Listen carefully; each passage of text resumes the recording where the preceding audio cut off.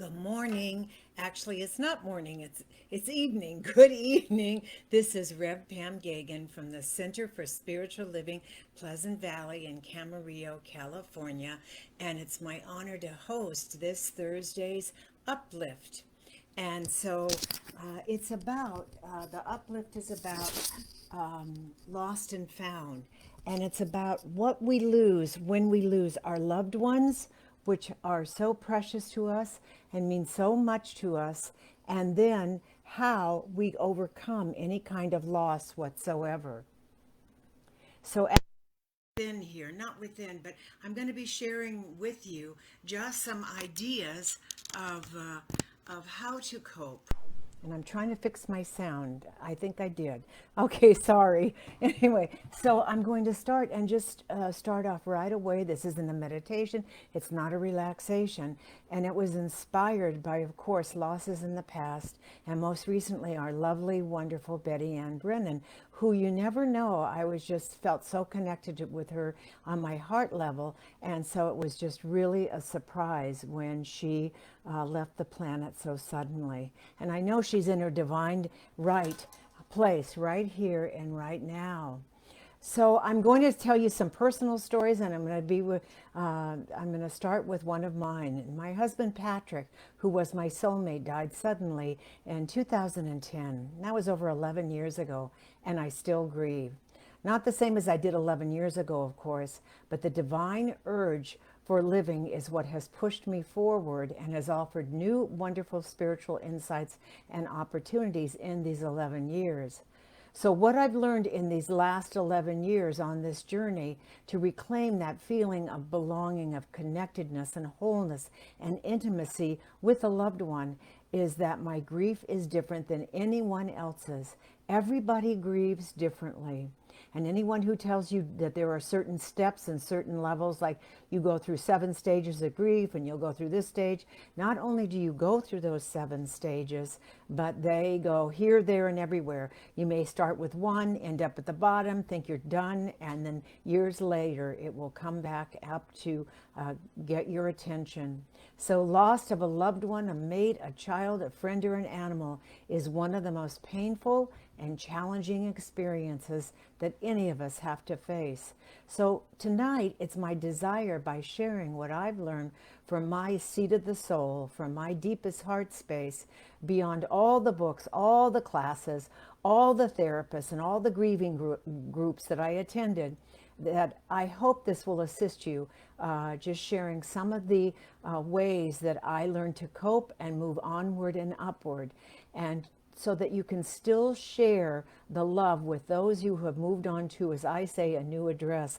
My biological father, Earl Holly Robinson, wrote Message from a New Address.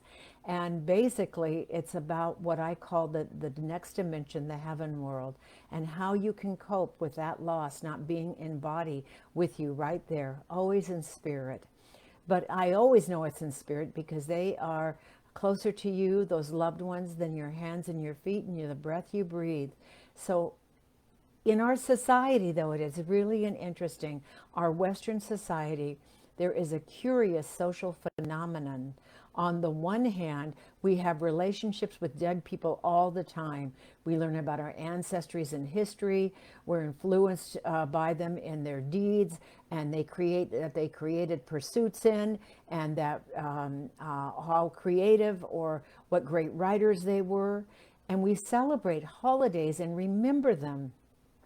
We obviously also honor our sages and our teachers like the Jesus and the Krishnas. And so we are extremely influenced by these people who have made their transition, and we honor them in those holidays that we celebrate with them. We dedicate buildings in their honor and visit museums to see how they lived. And in virtually all aspects of our lives, we are in relationship with the dead, and yet we are held to a double standard. And what is that double standard? in one way, we religiously honor those who have gone into the heaven world and honor the dead. And on the other hand, we're told that we have to get on with life and let go and put the past behind us. And it seems that in the Western society, it is acceptable to have a relationship with a dead person as long as you are not intimately involved with them. And I read this, some of these quotes I've read in other readings and other research that I did, and you're told not to have photographs of your departed loved one that you look at all the time to help in your journey of rediscovering who you are. But it's okay to have like a Princess Diana face on a memorial plate hanging on your wall. Clearly, this is a double standard. So turn away from any suggestions that you should forget the person that you loved and lost and cut ties with them, because you never will. And this is one of the big ahas that I have. And if you think that you are cutting ties with them and trying to take them out of your life, then you're just going to hinder the process, because we all have to go through a process, and everybody's process is uniquely different. The ties eventually help us change, not getting rid of them, but changing over your beloved. How you embrace those ties that you have with them and embrace who they are, you will absolutely be able to eventually not let go of them, but to put them in a way that they support you in your life as you continue onward and upward. So I always talk about a reality show. When Patrick made his transition 11 years ago, there was, and still may be on, where soldiers would be coming home from like Afghanistan and Iraq, and the TV station arranged that they would show up at a school or in the home of someone that was absolutely your loved one. So here these soldiers would come in the door, unsurprisingly, whether at school or at home, and they would walk in, and the wife or the children or the sisters or the brothers would be totally, absolutely just amazed at this, and they would just crumble into, they would cry, they just couldn't even believe it. So I would look, I always thought, well, I know maybe Patrick will be, I would watch this show and cry, knowing that someday this reality would shift and he would walk through the door, my Patrick, and leaving his bodysuit. And that was probably a big mistake, that me still hoping that he was alive and that it just all wasn't happening at all. So my lesson in hindsight was that as I continuously expected my deceased husband to resurface and continue to take care of me, I was hindering my grief journey. You can have a healthy connection with your loved one, even though that person has died, as long as that connection is one that allows you to function as best you know how in your new reality. So the first spiritual truth I came to recognize and honor in my grieving journey is give yourself all the time needed to experience the emotional roller coaster you're on, while continuing to embrace the one you love and still honor them in your life. Grieving isn't for sissies. Obviously, adapting to a life without a loved one is not slam dunk easy. It takes a lot more time and work than you are told that you may experience. It takes the power of the heart and spiritual law working together, for always love points the way and the spiritual law makes the way possible. It takes a committed willingness for all of your consciousness to make a shift into a joyful, memorable moments that you shared, and into a new way of thinking that allows the space for your loved one and you to move ever forward and into new and wonderful experiences. It's ironic that those happy moments remembered in my case made the crack and the pain in my heart deeper and magnified the loss. So listen to your own heart song, for your heart knows what is best for you, and then run in that direction in faith and moving forward. Some of the best advice I received was from my Aunt Anne, who was 90 when Patrick died. And she had been a widow for over 25 years. And I asked, looking for some reassurance, some drop dead date that I was going to recover. And I asked her when the pain would pass. And she paused, looked at me with tears in her eyes and said, "It never does, honey, and it never will." And that was a shock to me. And in an odd way, it really helped me on my journey. For I realized love is forever. It never goes away. And when you're aware of and appreciate the true reality of our own particular bereavement, it gave me a whole new way and appreciation of what I was going through. And I wasn't going to just walk through a door and get over it and create more. So what it did was it allowed me to create more realistic healing time. And as the years go on, as I said, our memory softened, and I still remember all the wonderful things, but Patrick became more and more saint-like. I kid now, and it's because now when I speak of him, it is like he is Saint Patrick instead of just Patrick, my husband. He'll always be my husband, but he is who absolutely is in my life forevermore. And I've forgotten all the really, I don't remember any of the irritating things, because in relationship, we're always irritated sometimes on and off. That's part of the journey. So I was so grateful Ann shared that. And I realized in all of these years, grief is a personal journey and doesn't match anyone else's. And so your experience will be nothing like my experience, because you have a unique fingerprint, soul print, and no one will have the same bereavement experience. There is no right or wrong way to react to the loss of a loved one. It just is. And in your isness and accepting what is lots of times is where the growth lies. In my grief, the greatest ahs came when dealing with my children who were in their early 20s. I wanted to protect my children who were also grieving for their father. I realized when I turned to them in the beginning, they were in too much pain. They didn't even want to be with me because I reminded them of their father. I couldn't count on them to comfort me. As a mom, I had to step up and comfort them, and in a way that was a blessing too. We were all mourning the loss of the same person. And although one person had died, you and every other person, including your husbands or mates or whoever you lost, and in my case, my husband's parents, siblings, our children, his friends, all dealt with his transition in their own unique way, for they all had their own different and unique relationship with him. No two people ever bring to a situation the same strengths and weaknesses that past experiences or same social and cultural conditioning has given us a clue to. I learned while there are some common processes that people go through to learn how to live and heal and retain a healthy lifestyle after a major loss, everyone will go about these in their own unique fashion. So honor yourself.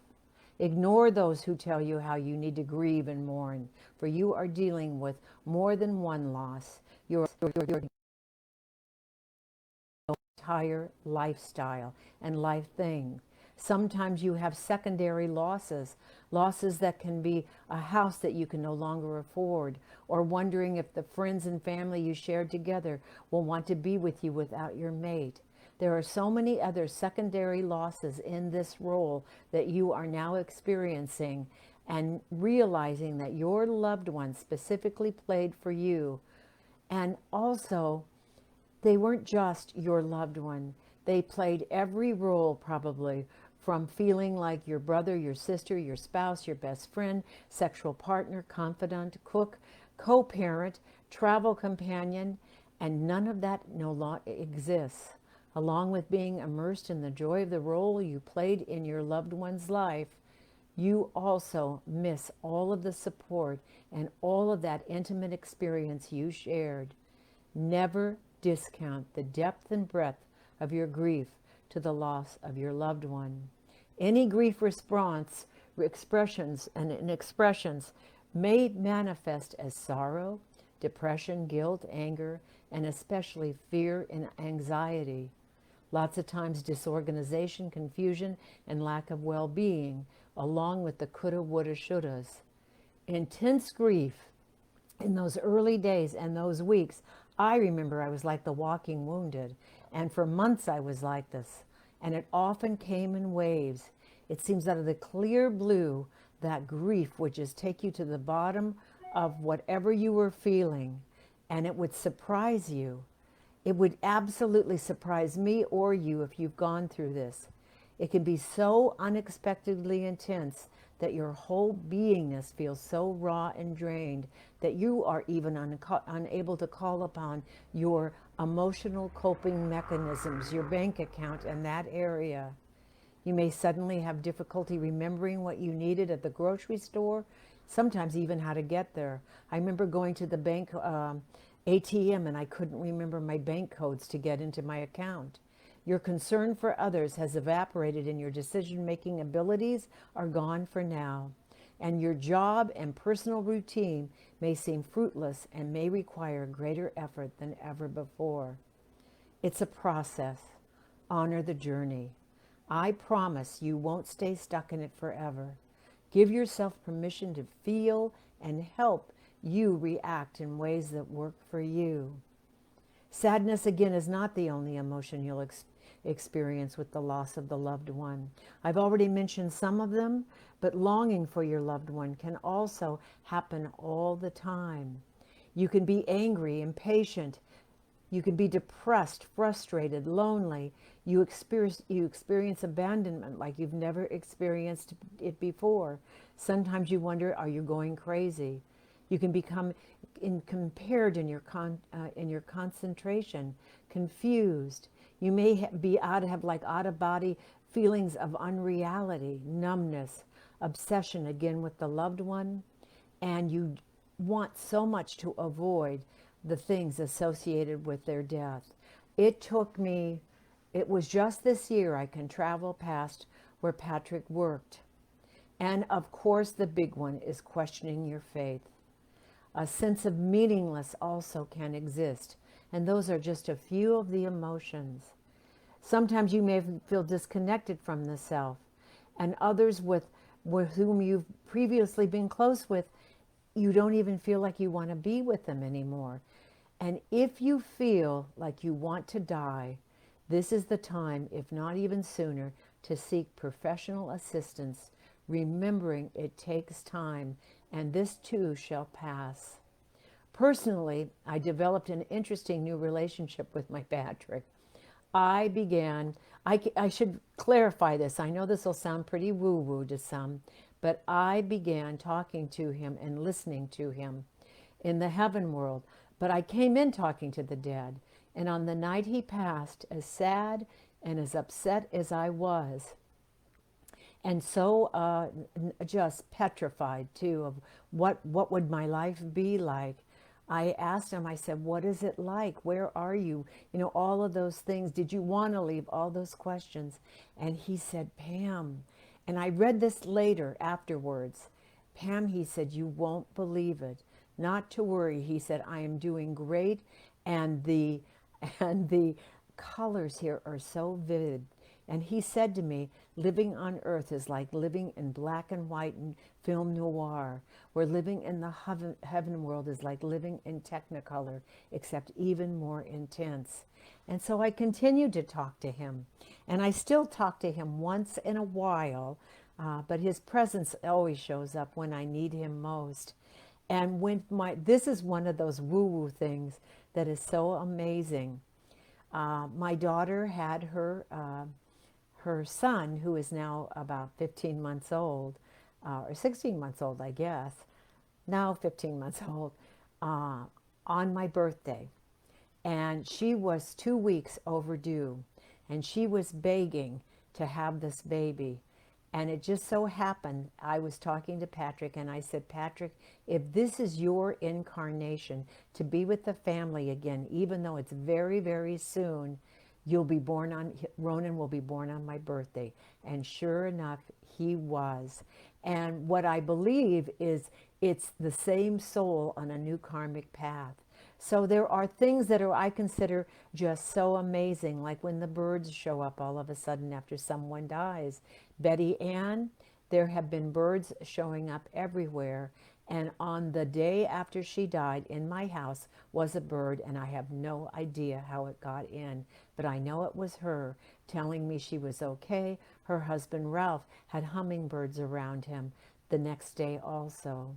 So look for those signs, as I say, and you may you may feel comforted by all of this. Healthy mourning means we're on a new journey to reinvent the world that we live on with the absence of our loved one, and recognize always, no matter what journey you're on, and even if they were with you, there's always more work to do. Commit to making readjustments in your relationship with your loved one, in the heaven world, as I just outlined with Patrick, and know that there is a way of being in the world that you can fit him and both of you into your life still, and continue for you to continue to choose to live. For this is just a blip in time, this earthly incarnation. And what I've heard is if you're here, the greatest reason you're here is to learn emotion. This is the planet of emotion. And so anytime that you discover anything that gets you your emotion and makes you deepen, no matter how deep the crack, no how many deep the loss, this is a wonderful learning school for you right there. And when you're caught off guard and unprepared, such as a sudden death, it is a whole new ball game too. There are all sorts of kinds of deaths. And I always said, anybody, I was really the closest people I've been to, my mom, my dad, Patrick, and others that I have been close to, Betty Ann, died suddenly. And I used to think the least they could have done is to hang out and give me time to reconcile everything with them, instead of just dropping dead, so to speak. So sudden death is a whole new ball game, and it takes a whole new set of skills to function. When I came home from a writing class, thank God my son Spencer was with me, but he was like 20, 21. And he came home and immediately did, as I was calling 911, he did CPR. And after that incident, and I'm just going to jump to the chase, I didn't realize it. Spencer had PTSD, and years later he had to deal with that in his own way, and he still deals with it in lots of ways, because sudden death leaves you with heightened emotional reactions and no opportunity to say goodbye and finish your unfinished emotional business. And it also has a tendency for us to obsess and review events that led up to it. So when your acute grief reactions are long gone, there will be more times when that subsequent temporary upsurge of grief just knocks you off your socks, so out of your socks, out of the ballpark, so to speak. Far more often, we are merely part of this normal living, we think, and then all of a sudden, that loss, that grief will be like that wave that takes you even deeper. So the tangible objects in your life that you are experiencing are also only you realize that all that you're going through it's just a blip. All the things around you that you love, including your loved ones, are absolutely this learning ground for you to learn how to deepen who you are. There are ways that you can, though, use those objects around you that you shared to symbolically mark the existence of your life together. You pray to your loved one like I do, and I did to Patrick. You actively recall memories and enjoy and appreciate life in those times when you remember him and being with him, and acknowledge that love that you shared. And the best is create traditions in remembrance of your loved one. Do something meaningful, because when you do something meaningful, what comes out of that death absolutely helps and sends you on a greater adventure than ever before. The traditions that we have with Patrick is every year when he died on the Ides of March, we come to dinner and celebrate and toast him. And every birthday we come together for dinner and toast him and honor him and thank him for being in our lives.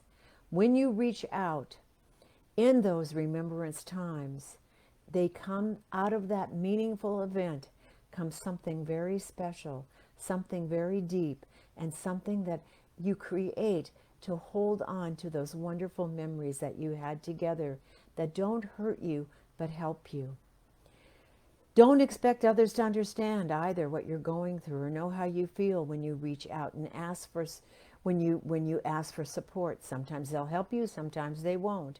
But also, don't suffer alone, because you can ask other people for help. And in that process, as you are involving them, they may support you in ways you never could imagine. Also, with children, involve them in the process. Sometimes in grief, we forget about them almost, and we underestimate our children's needs when it comes to the loss of loved ones, making their transition. I honored my daughter so much. Smokey, my beloved dog, we had all the family come together to say goodbye to him when we had Laps of Love come out to help him make his transition. And Allison was right there saying prayers with us and honoring him and realizing that that was just his bodysuit leaving and that he would always be with us. And so sometimes children go through things that are that we're oblivious to, and the subtle and not so subtle sadness of others. One of my favorite stories about Allison is after Smokey made his transition, and we blessed him and honored him and went to his graveside and buried him, put flowers on him. And I told her that he'd always be with us and he'll always be with me. And about 2 weeks later, she said, Mimi, when you talk to Smokey in the heaven world, does he bark to answer you? And I just loved it. And I had to explain, no, it's more like a feeling that he's with me. So the love you shared will always be with you. Learning to live with a healthy new lifestyle and placing and understanding the wound in your heart is the very best that you can expect from yourself in those moments. Recovery after the loss of a loved one is not a get out of jail free card. There are no once and for all closures. It's not about closure. Closures are associated with business deals, bank accounts, and money transactions. Your loved one will always hold a place in your heart, and the heart knows what the heart knows best. And the feeling of love is what the heart knows best. I just invite you in those sad, there's so much more to learn, but I just ask you to seek ultimately how to learn and use and live with your loss. Take it to your next experience. In consciousness, find new specific ways in which you can transcend the part of the story of your life. Commit to that something good is going to happen no matter what. And know that it is good and very good. As we leave you tonight, I just know that you will find your right and perfect path on how to come back and create a new chapter in your life. And to know that the chapter that you're leaving will transcend that the part of your story of your life. Commit to make something good out of it. Embrace this loss and its effects upon you into your and make it part of your life story, but don't make it all of the story. Just make it one chapter, and it may be the biggest and most profound chapter in the whole book.